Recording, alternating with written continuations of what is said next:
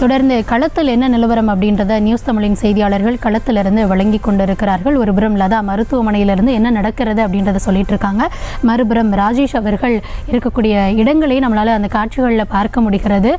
தெருக்களில் ஒரு சடலம் இல்லை, தெருதோறும் சடலங்களாக இருக்கிறது அப்படின்னு அவர் முன்னமே குறிப்பிட்டிருந்தார்.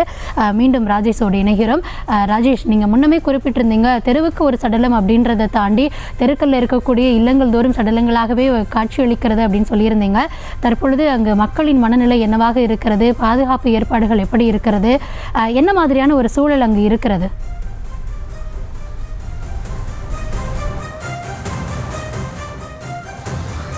கௌதமி, இங்கே இருக்கக்கூடிய சூழலை விவரிக்க வார்த்தையே இல்லை. ஒரு கிராமமே முழுவதுமாக கண்ணீரில் மூழ்கியிருக்கின்றது. இந்த பகுதி ஒரு நகரத்தில் இருக்கக்கூடிய பகுதி கருணாபுரம் என்பது. நாம் இருக்கக்கூடிய இடத்திலிருந்து சுமார் 200 மீட்டர் தூரம் தான். இந்த 200 மீட்டர் தூரத்தில் 15 சடலங்கள் இருக்கிறது என்றால் உங்களால் நம்ப முடியுமா என தெரியவில்லை. வெறும் 200 மீட்டர் தூரத்தில் 15 சடலங்கள், ஒரு வீடு விட்டு ஒரு வீடு, அடுத்தடுத்த வீடுகளிலே உடல்கள் இருக்கின்றது. பல உறவினர்களும் ஒரே நேரத்தில் தங்களுடைய உறவினர்களை இழந்துவிட்டு கண்ணீரும் கம்பளையுமாக கதறி துடிக்கக்கூடிய அந்த வேதனையான காட்சியை இந்த இடத்திலே பார்க்க முடிகிறது. வீடு தவிராமல் இங்கே பிணங்களுக்காக அவர்கள் உறவினர்கள் கதறி அழக்கூடிய காட்சியை பார்க்க முடிகிறது. ஒரு வீதியிலே ஒரு வீடு விட்டு ஒரு வீடு, அடுத்த வீட்டில் இங்கே விஷச்சாராயம் குடித்து அவர்கள் உயிரிழந்திருக்கக்கூடிய இந்த சோகமான உருக்கமான காட்சியை நாம் பார்க்கின்றோம். இந்த வீதியில் நாம் நடந்து செல்லக்கூடிய வழியெங்கிலும் இது போலத்தான் பிணங்கள் வீட்டில் வாசலிலே வைக்கப்பட்டு அவரது உறவினர்கள் கதறி அழுது துடித்து வருகின்றார்கள். செவ்வாய்க்கிழமை இரவு விஷச்சாராயம் குடித்து அவர்கள் உயிரிழந்திருக்கக்கூடிய அந்த நிலையிலே தற்போது தொடர்ந்து இந்த கருணாபுரம் பகுதியில் ஆம்புலன்ஸ் மூலமாக உடல்கள் வந்து இறங்கிக் கொண்டே இருக்கின்றது. இறந்தவர்களுடைய எண்ணிக்கை 30 கடந்து 32, 33 என இருக்கக்கூடிய நிலையில இந்த கருணாபுரத்தை சுற்றி இருக்கக்கூடிய பகுதி என பல பகுதிகளிலும் வீர சோழபுரம் என்ற உள்ளிட்ட சில கிராமங்களிலும் இங்கிருந்து விஷச்சாராயத்தை வாங்கி சென்று குடித்தவர்கள் உயிரிழந்திருக்கின்றார்கள். உறவினர்கள் அழுவதற்கு கண்ணீர் கூட இல்லாமல் அவர்கள் கண்களில் நீர் வற்றி போய் இருப்பதையும் பார்க்க முடிகின்றது. ஒரு குடும்பத்தில் ஒரு உறவினர் இல்லாமல் சித்தப்பா, பெரியப்பா, மகன், அப்பா, தம்பி என வயது வித்தியாசம் இல்லாமல் பலரும் உயிரிழந்திருப்பதை பார்க்க முடிகின்றது. நாம் அடுத்தடுத்த வீடுகளை பார்த்து கொண்டிருக்கிறோம். ஒவ்வொரு வீட்டு வாசலிலும் உறவினர்கள் கதறி துடிக்கிறார்கள். இந்த பிணத்தின் முன்பு அழுவதா, அந்த உறவினர் பிணத்தின் முன்பு அழுவதா என்று உறவினர்கள் குழம்பி போய் நிற்கின்றார்கள். ஒரே நேரத்தில் இத்தனை உறவுகளையும் பறிகொடுத்துவிட்டு இந்த பகுதியில் நாங்கள் இனி எப்படி வாழப் போகின்றோம் என்று கதறி துடிக்கிறார்கள். கருணாபுரம் பகுதி முழுவதுமே கண்ணீரில் துடித்துக் கொண்டிருக்கக்கூடிய அந்த மோசமான சோகமான நிலையை தான் இந்த இடத்தில் நம்மால் பார்க்க முடிகின்றது. குழந்தைகள், பெண்கள், வயதானவர்கள் என உறவினர்கள் பலரும் கதறி துடிக்கக்கூடிய ஒரு மோசமான சூழல் இங்கே இருக்கின்றது. தொடர்ந்து பிணங்கள் ஒருபுறம் வந்து கொண்டே இருக்கின்றது. மறுபுறம் அக்கம் பக்கத்து வீடுகள் இருப்பவர்கள் மருத்துவமனையிலே குவிந்திருக்கிறார்கள். தங்களுடைய உறவினரை எப்படியாவது காப்பாற்றி விட வேண்டும் என்று சொல்லி இதில் நாம் விசாரிக்கும் போது 2 பாக்கெட் சாராயம் அல்லது 2 பாக்கெட்டுக்கு மேல் குடித்தவர்கள் துடித்து வழியிலே இறந்திருக்கிறார்கள்.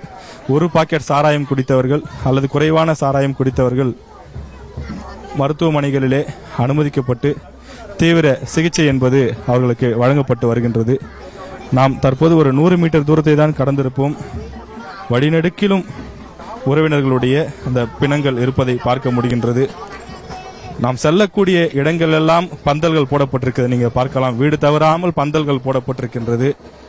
அந்த ஒவ்வொரு வீட்டு பந்தலில் கீழேயும் உறவினர்கள் அமர்ந்து கொண்டு தங்களுடைய உறவினரை வைத்து அவர்கள் கதறி துடித்துக் கொண்டிருக்கக்கூடிய காட்சியும் பார்க்க முடிகின்றது. வீடு தவறாமல் பிணங்கள் இருக்கின்றது. கருணாபுரத்தில் விவரிப்பதற்கு இங்கு என்ன நடக்கிறது என்பதை நம்மால் வார்த்தைகளால் சொல்லவே முடியாத அளவுக்கு நிலைமை மிகவும் மோசமாக இருக்கின்றது. தொடர்ந்து உடல்கள் மருத்துவமனையிலிருந்து வந்த வண்ணமாக இருக்கின்றது. உடல்கள் தொடர்ந்து வந்து கொண்டே இருக்கின்றது.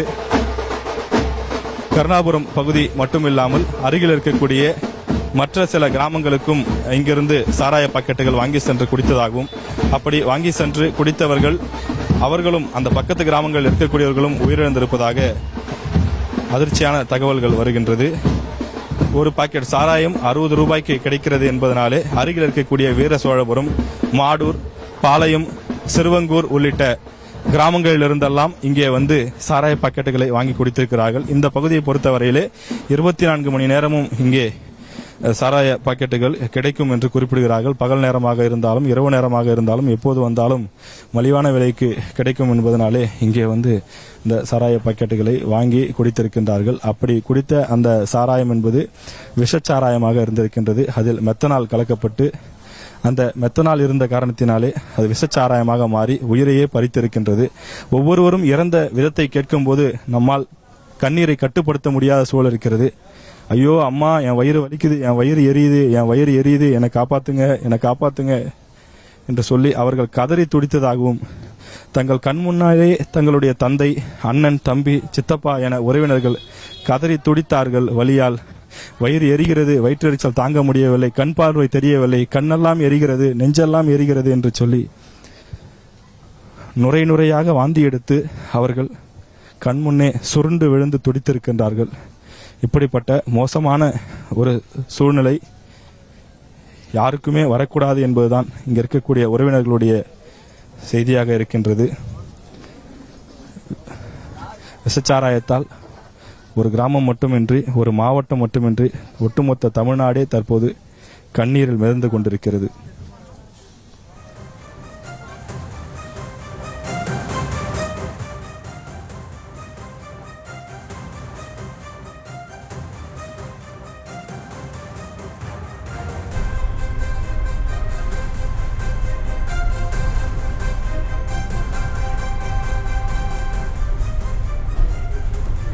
யாரை தேற்றுவது, யாருக்கு ஆறுதல் சொல்வது என்பதறியாது ஒரு தெருவில் ஏறத்தாழ ஒரு 100 மீட்டரை கடப்பதற்குள்ளாக ஒரு வீடு விட்டு ஒரு வீடாக சடலங்கள் கிடத்தி வைக்கப்பட்டிருக்கும் அந்த காட்சிகளை நம்மால் பார்க்க முடிகிறது. ராஜேஷ், உங்களுடைய நீங்கள் அதை விவரிக்கும் பொழுதே உங்கள் தொண்டை அடைக்கும் அந்த சோகம் எங்களுக்கு புரிகிறது. அங்கு இருக்கக்கூடிய நிலை என்னவாக இருக்கும் அப்படின்றத ஏறத்தாழ சற்று உணர்ந்து கொள்ள முடிகிறது.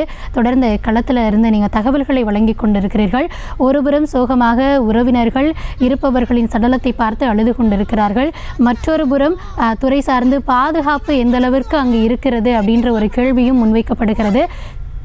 தொடர்ந்து பார்க்கலாம். அது வந்து கவர்மெண்ட் மூலமா விக்கிற சரக்கு. அவன் குடுக்கறான், அவன் விக்கிறனால கொண்டு வந்து விக்கிறாங்க. இதே சட்டப்பூர்வமா கள்ளச்சாராயம் விற்க கூடாதுன்னு சட்டத்துல இடம் இருக்கு. ஆனா இருந்தாலும் இவங்க தெரியுமா விக்கிறாங்க. வித்தவன காரணம் கவர்மெண்ட் முழுக்க காரணம். ஸ்டாலின் ஐயா பேரை வச்சுக்காங்க. ஆனா முழுக்க எங்க அம்மா ஜெயலலிதா அம்மாக்காரங்க, எங்க ஜெயலலிதா நாங்க உயிர்.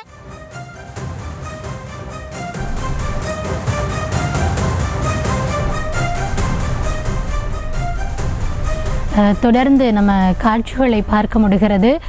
தெருவில் ஒரு வீடு விட்டு ஒரு வீடாக சடலங்கள் கிடத்தி வைக்கப்பட்டிருக்கிறது. உறவினர்கள் யாருக்கு ஆறுதல் சொல்வது என்பது அறியாது அங்கு கூடியிருக்கக்கூடிய அந்த ஒரு காட்சியும் மனதை உலுக்குவதாக இருக்கிறது. செய்திகளை உடனுக்குடனும் துல்லியமாகவும் தெரிந்து கொள்ள சப்ஸ்கிரைப் பண்ணுங்க.